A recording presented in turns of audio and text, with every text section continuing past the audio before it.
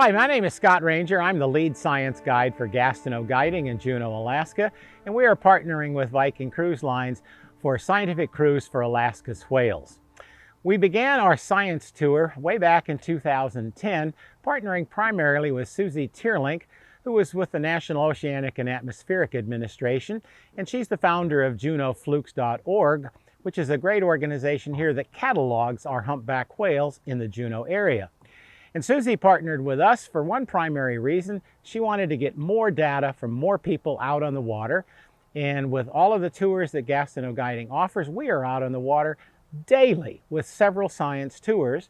And over the years that we've now been doing this, the data points that we have been able to provide her are huge.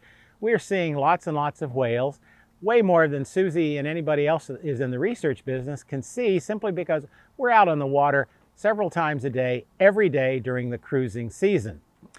We have a lot of whales here in Southeast Alaska. It's hard to pin down how many because it's constantly changing, and the number is rising each year. It's rising at about 5 to 7% a year. Since I've been doing this since 2009, I can visually see a huge difference in the number of whales that we have. Interestingly, this year, 2022, after two really quiet years, one year without a single cruise with COVID, and last year with a very small one, we've had an interesting beginning of this year with a large number of new whales to Juneau, whales we have not seen before.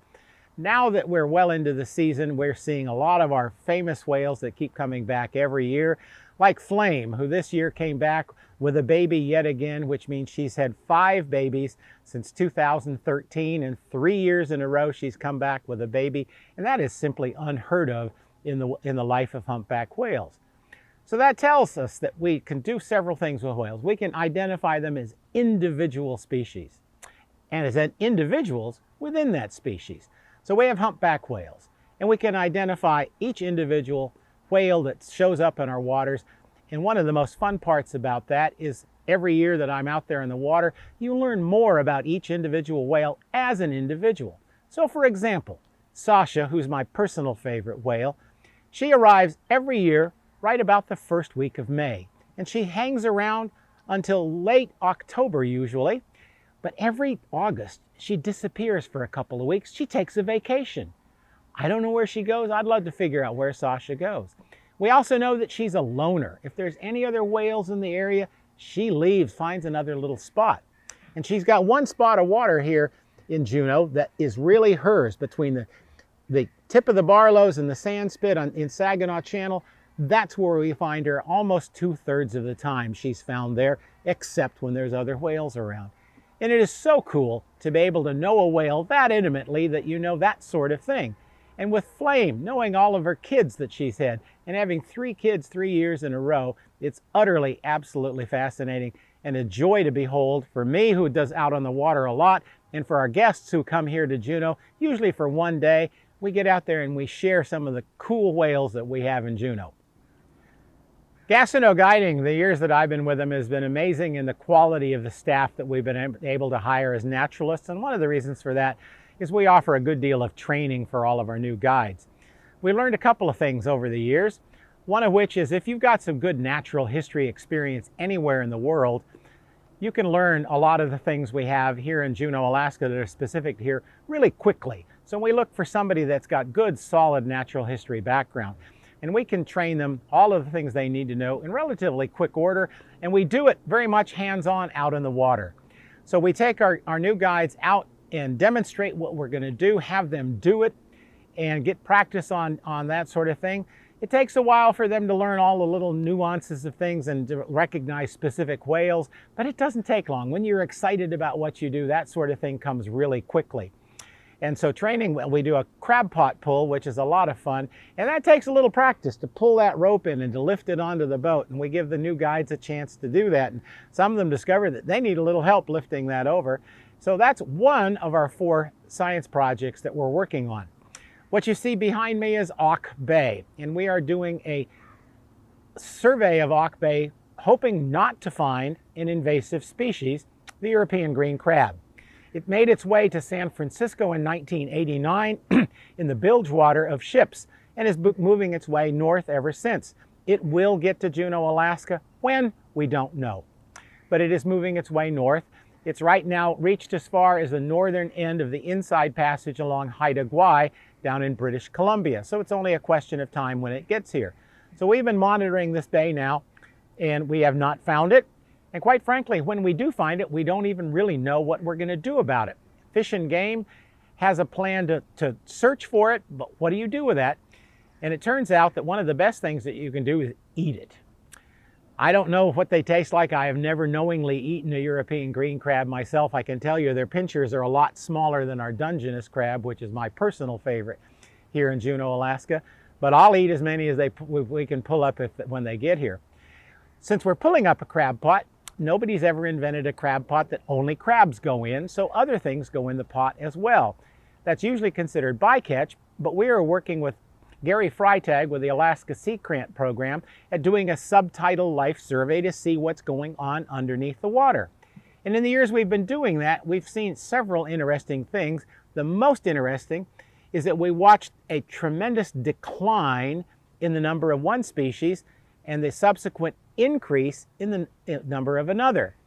The sunflower sea star unfortunately suffered a tremendous loss because of sea star wasting disease that came up from down south and hit these guys really hardly.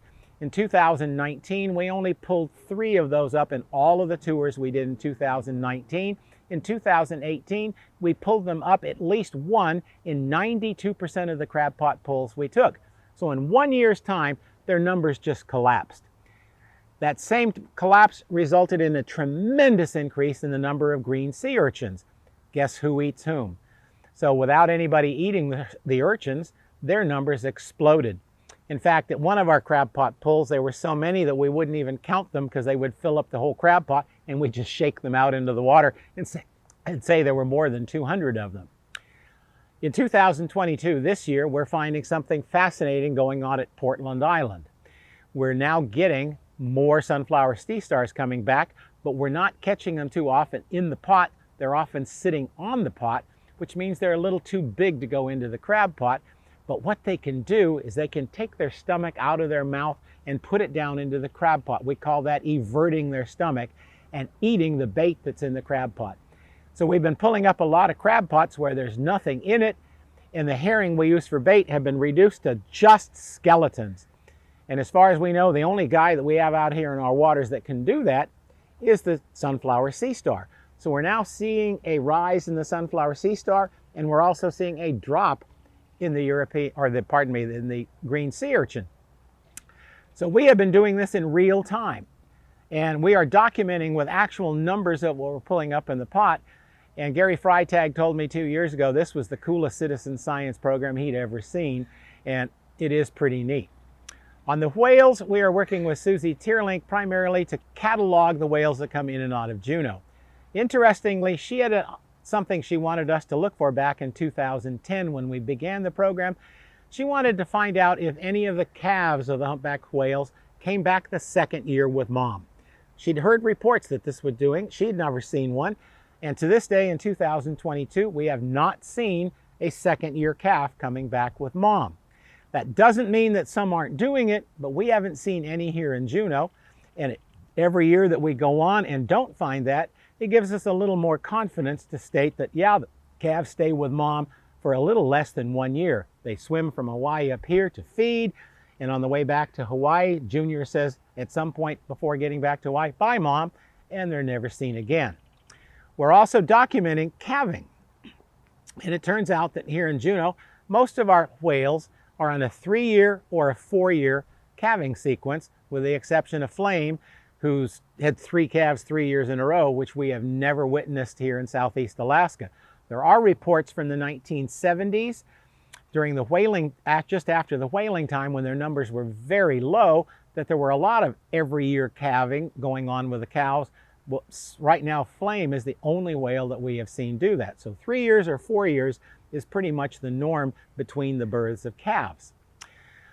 When we're out in the water, there's all sorts of other wildlife out there, and one of the things we see a great deal are stellar sea lions. And we are working with the Alaska Department of Fish and Game with Kelly Hastings and Lori Jemison on finding any of our stellar sea lions that have a brand on their left flank. So if we see one of those, we definitely want to get a picture because they are tracking where these guys go. And this is really about the only way they can track where the stellar sea lions wander.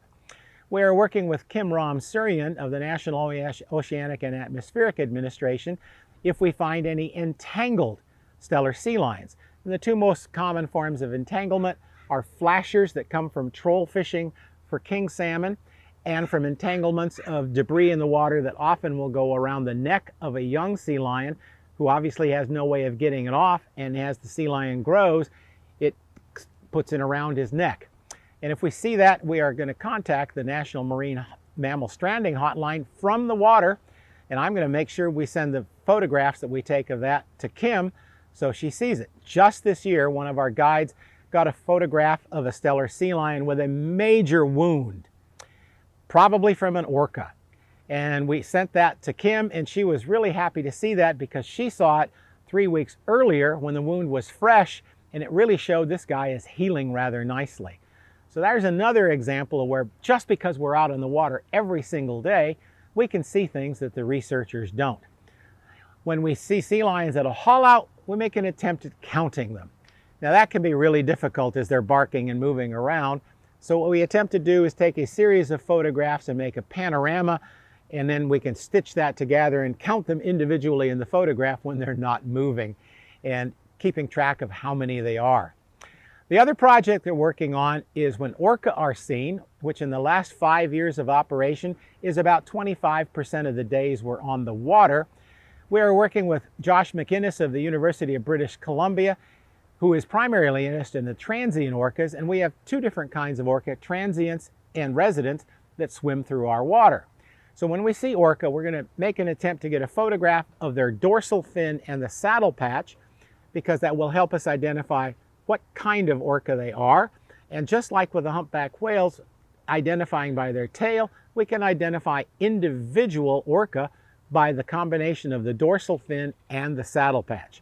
So we're doing the European grebe crab survey, the underwater life survey with the crab pot pull. We're doing humpback cataloging and identification and calve information. We're doing the sea lion monitoring for those sea lions that are entangled or wrapped in something, and on the orca for cataloging and finding out which orcas are found in Juneau. On our scientific cruise for Alaska's whales, we use a custom-built boat that you can see behind me. We have a fleet of these boats, and they were designed primarily by the owner of our company, Bob Janes, and they are fantastically built for that. First off, you can see that they're low to the water.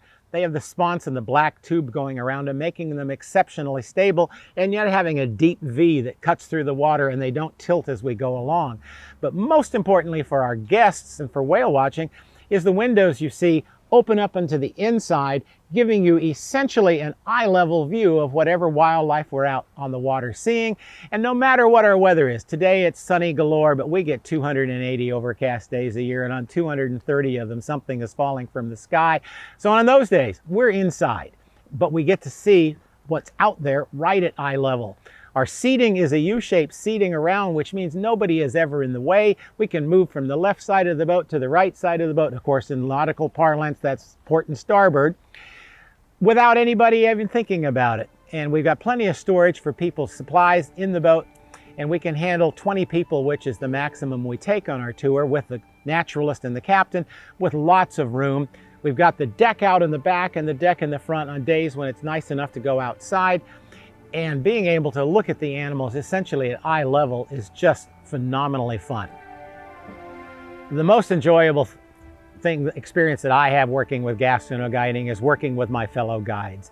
We really work as a team, and a lot of them are a lot younger than I am. And one of the things that I really enjoy about that is they're young, enthusiastic, smart kids. And it gives me, as an older person, real hope for the future. And when I'm traveling along with them or coaching one of them and watching them perform out here, really engaging with everybody, it is a joy to behold. And if you like being really engaged with people as you're going out, you'd be hard pressed to go wrong with Gastineau Guiding. We just have people who really enjoy what they're doing. And I got to tell you, even on a quiet day, when all there is fog and a whale comes up to the surface and does their spout, you get whoosh. and the spout just disappears into the fog, my heart pitter-patters. It's just one of the most joyous, wonderful experiences of a lifetime. And every time I see it, I almost weep.